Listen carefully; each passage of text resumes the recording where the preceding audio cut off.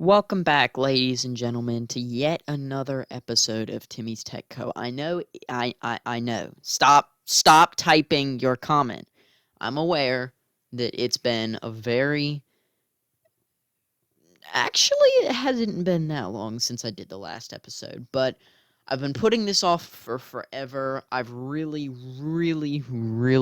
needed to go ahead and edit this video and get it out to you guys. And also, I'm not doing that well for video ideas. So please, I'm begging you, let me know some challenges for these videos. I didn't get a single comment on last episode's video, and I'm going to make this video a lot shorter because I'm going to try my best to make this not only a shorter video than the last one, but also not a bunch of black space in the middle. I know I did that a lot in the last episode, and I did get one comment actually that said you should probably fix that.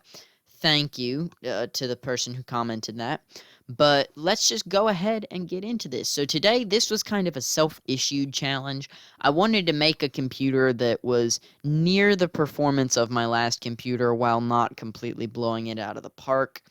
And not gonna lie, this computer actually could run Fortnite faster than the Flash to my friend who used that as the challenge for the last video. So let's just get into it. To start off, I call this computer the Alien, and the reason why is it looks like an alien mothership. Like literally, it looks like some of the ships do in some of the Alien movies. So, what case did I use? I used the Gamer Storm Tristellar SW. Now, this is a really nice case. It's got space for one and only one graphics card, which is kind of aggravating, but I was able to work with that. It's got a space for a mini ATX motherboard, which is incredibly tiny.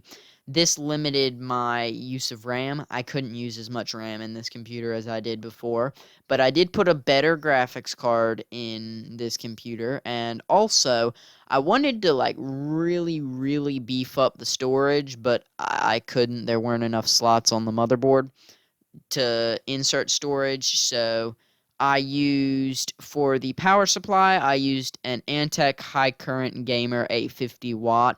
This is a power supply like in the game, like in PC Building Simulator. I don't think Antec is a real PC company.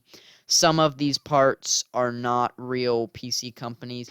Anyway, I'll just continue. For the CPU cooler, I used an Arctic Alpine AM4 passive. And speaking of the CPU cooler, I should probably talk about the CPU itself. I used an AMD Ryzen 9 16-core 3950X. And oh my goodness, this thing kills Fortnite. Honestly, it does better than the Intel Core. The motherboards aren't quite as compatible usually.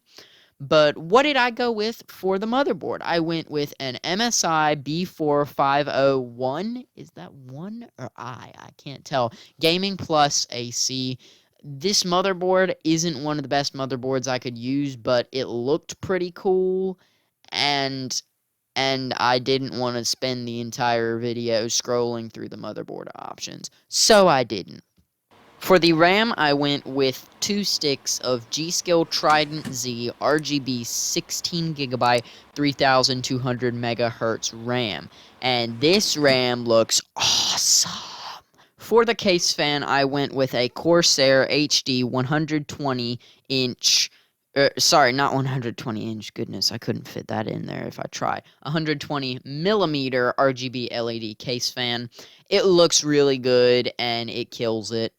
Since there was space for it and there were slots on my motherboard, I figured, what the heck, let's put 3 solid-state drives in this computer. So for the solid-state drives, I went with a Corsair Force Series LE200 960 gigabyte solid-state drive. For the hard drive, I went with a Seagate Barracuda 4 terabyte 256 megabyte per second cache, and this is a pretty good hard drive. I really like it. And then for the graphics card, I just went really, well, not really simple in general, but with the name, I just went with an AMD Radeon 7.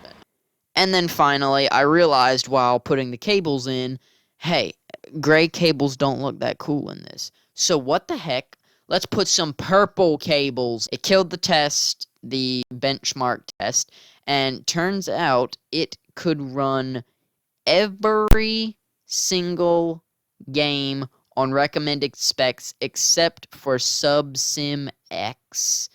That's not a real game. And Far Cry 5. It couldn't run Far Cry at the recommended 4K specs, at least. But that's fine. You know, I'm not that upset about that. It did really, really well. I didn't blow up the graphics card this time, which was nice. And then with all of the case parts on, it did end up looking really, really cool. Really, really solid. I'm really happy with how this PC turned out. And I hope y'all enjoyed this video. If you did, be sure to leave a like, subscribe if you are brand new to see more Timmy Tech Co videos. And until the next time, I will talk to you guys later. Bye, guys.